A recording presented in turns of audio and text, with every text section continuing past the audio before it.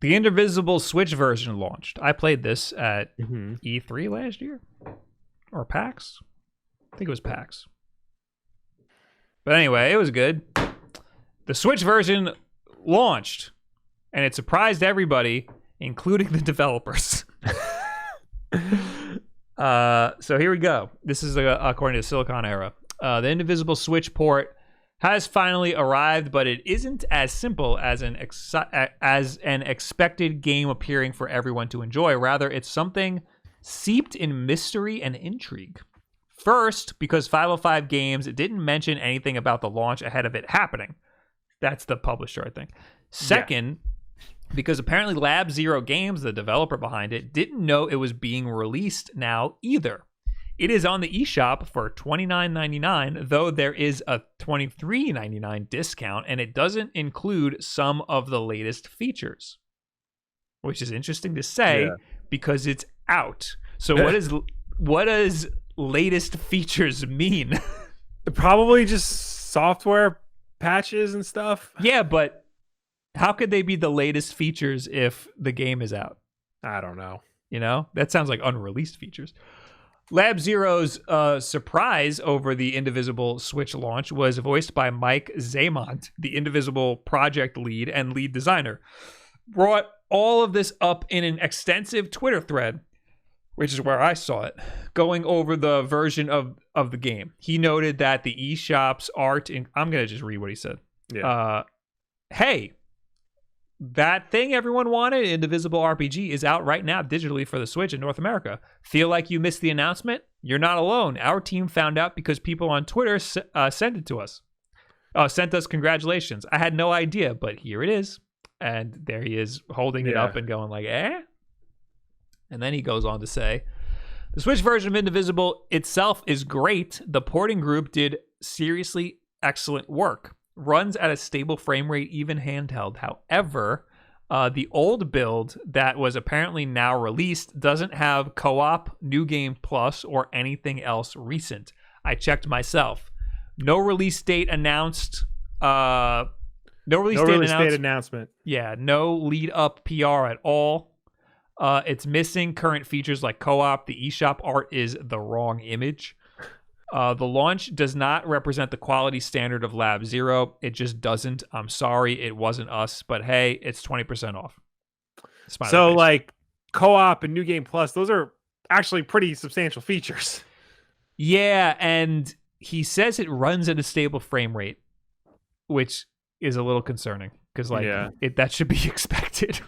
Like, shouldn't that be expected?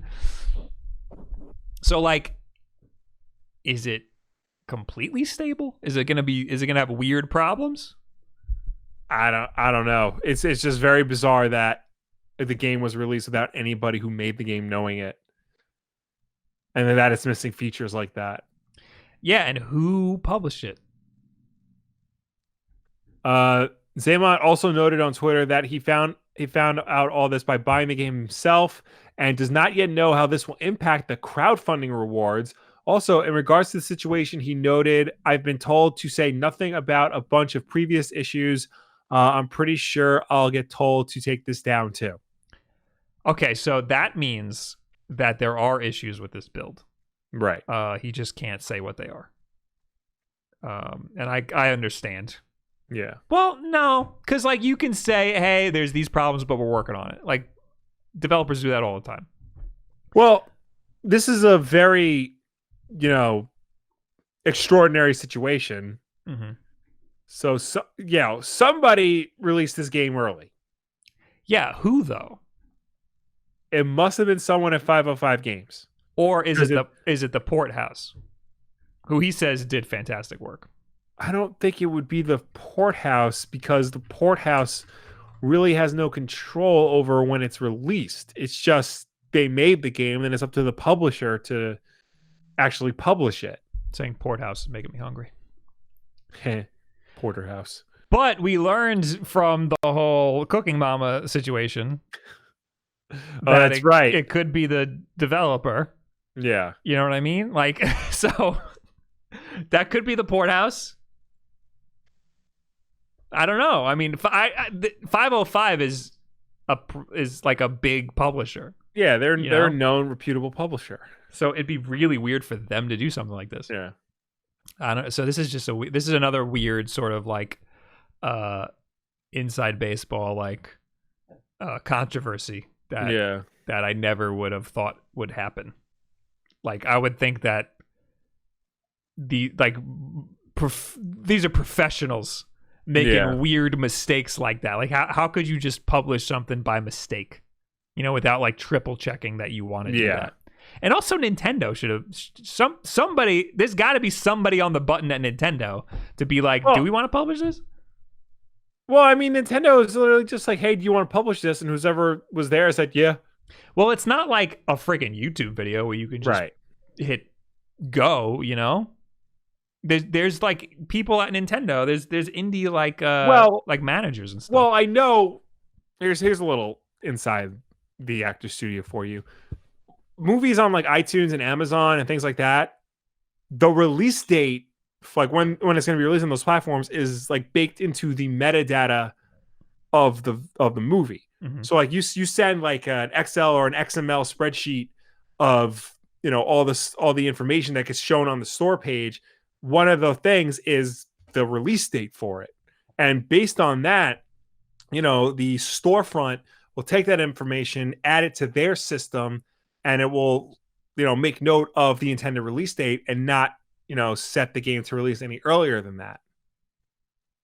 At least that's the way like movies work. That's how it there should be like hey, we want to release it here. Yeah. I'm saying Nintendo might have gotten this build like a month ago, and just whoever filled out the metadata just put whatever date they wanted to. Yeah, maybe that happened. Maybe it was a placeholder date and they forgot to change it. Yeah. Whoever it is. Maybe it was a mistake. Yeah. I mean, clearly it was a mistake. But like in the case of Cooking Mama, that was not a mistake. That was you, we're gonna post it anyway. Yeah, no, that in this case it might be some guy who was like, oops, I forgot to change the date, or I put the wrong month or something, Mm-hmm. But yeah, you can't fix that. You can't undo that. There's no undo button. People bought it. So that sucks. That's just an unfortunate case. But I think it was already out on other consoles. Yeah. Let me see. I think they said it was. I was just double checking. Initial release date October 2019. Release October 2019, North America, but it doesn't say what consoles. Nintendo Switch, April 28th. The game was initially released on October 2019, but for what? PC? Steam? Probably Steam. Yeah, I'm gonna say Steam. It's pretty good. It says right here, platforms: Xbox, PlayStation 4, Xbox One, Mac OS. But that's weird because it usually says what platforms under release, but it only says October 8th and then Nintendo Switch. Very weird. But no, the game's pretty good. It's one of those like it's a platforming game, but then it also you go into like these pseudo turn-based battles.